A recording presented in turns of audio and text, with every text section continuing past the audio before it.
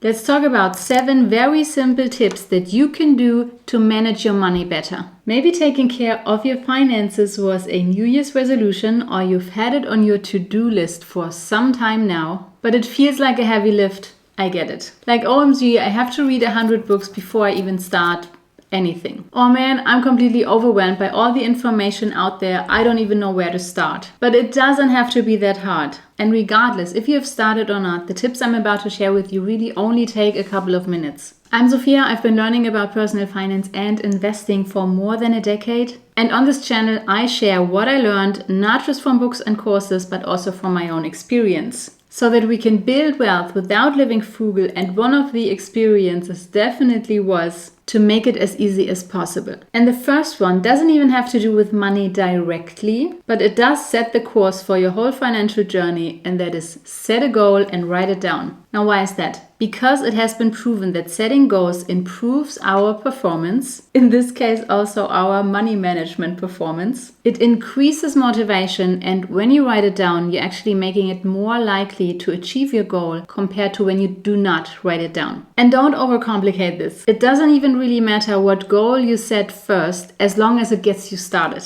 And I chose this tip as first one on purpose because now you can take pen and paper and choose one from all the tips I'm about to share with you and pick one and write it down as a goal. Number 2, as Benjamin Franklin famously said, if you fail to plan, you are planning to fail. So tip number 2 is make a plan to achieve the goal that you wrote down, and also make it simple. Ask yourself, okay, what is the one thing that I can do to get to this goal that I can start right now, today? Or alternatively, you can make a little brainstorm session and write down all the things that come to your mind that you can do to achieve your goal. And then you pick the one that seems easiest at the moment for you. Now for number 3, let me quickly share a study with you that I discovered. It was actually a study about weight loss. And the first group was supposed to weigh themselves every day. And the other group did not have that task. So they didn't weigh themselves daily, but only, like once in a while, maybe once a week or twice a week. So both groups didn't intentionally do anything different in their daily lives. And after a certain time period, they checked the body weight of the people within those 2 groups. And the group that weighed themselves daily had lost more weight simply by looking at this number, this body weight number,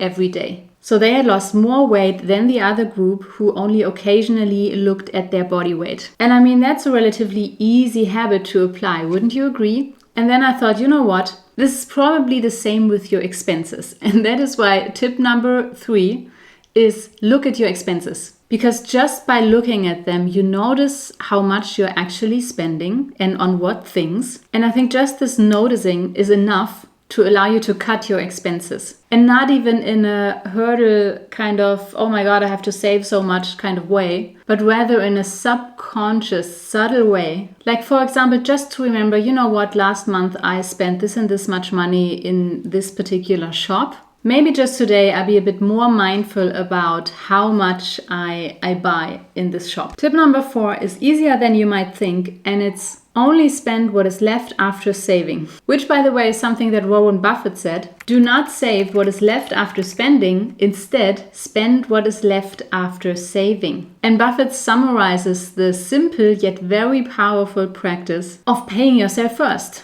in that one sentence. And it simply means that right after you receive your income, you put a part of that income away to a safe place where you're not tempted to spend it, and then you spend what is left in your checking account. Tip number 5, and I think this is my favorite at the moment, is have a spending list. And this has proven very helpful for me. One example would be to write a grocery list. Because I'm telling you, when I go to the grocery store hungry, I buy so much unnecessary stuff. Or also when my fridge is empty on Sunday, and here in Europe, grocery stores usually are closed on Sunday, and then the ultima ratio becomes to order in. This just gets more expensive than it needs to be. So just preparing to go to the grocery store really has helped me to be more mindful also of what I eat. Because the brain just thinks differently when the body's hungry. But I'm actually not just using this for groceries. I'm using a spending list for almost everything that I buy. Because the mere fact of thinking about a thing before I actually buy it makes this whole process so much more mindful. Because what I used to do is just go into the city, shop through different stores and buy what I found beautiful, only to find myself drowning in a lot of stuff, individually each beautiful, but not really fitting together. And then at some point I got rid of them, and that just takes energy, it takes time, and it's also a waste of money. So what I do instead is I look around my apartment and also my clothes and accessories, and I actively think about, okay, what's missing? And I almost like trained myself to start thinking like this, also in daily situations. One example out of my daily life, very recent.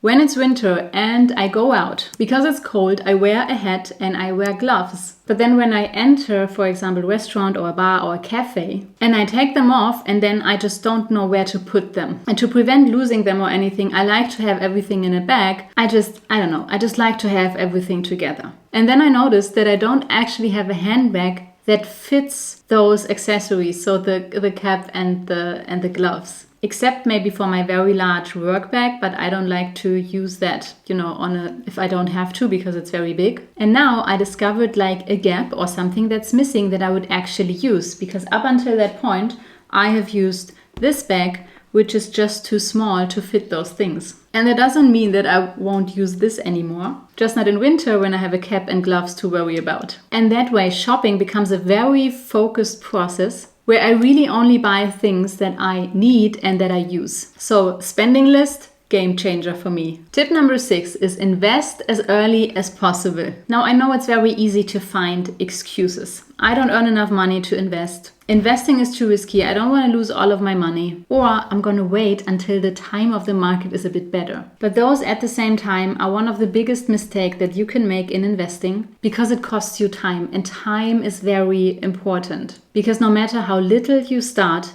as soon as you start, the money starts compounding. So the money starts working for you. And no, you will probably not be able to see results already after 1 year or after 2 years, especially results that completely blow your mind. Compounding just takes longer than that, which also is the tricky part. I mean, I get it. People underestimate compound interest because it takes a little time to take off. So what I did, I pretty much just trusted the people that I learned from, who said exactly what I say right now. And also don't overcomplicate this in the beginning. Just pick one investment you can always adjust later, especially once you've gained a little bit of momentum. And tip number 7 is check your progress. So you already set a goal, hopefully, and wrote it down. Now also take a few minutes here and there to see if you are on track on reaching this goal. And this can be as simple as setting a notification in your calendar so it reminds you automatically that says, review my financial goal. And then you can ask yourself, okay, what did I actually do to achieve this goal? I picked one thing in the beginning, now what else can I do to get there? Or alternatively, if you reached it, you can set a new goal. That's exactly the way I do it too, by the way. I have a recurring event in my calendar that reminds me to calculate my net worth. Because I do that only 4 times a year, and at the beginning of each quarter I'm reminded, calculate your net worth. And in case your goal also has to do with your net worth, and you need some help tracking it, I have been using an Excel sheet for the past years. You just type in your numbers, it calculates everything automatically, and at the end, you see your net worth curve. It's completely free, there's a link down below. In case you have trouble setting a goal, then your first $100,000 in net worth are a very good place to start. If you want to learn more about that, you can check out this video next. Thank you for watching this far. I hope you got some value out of this, and I'll see you in the next video. Bye-bye.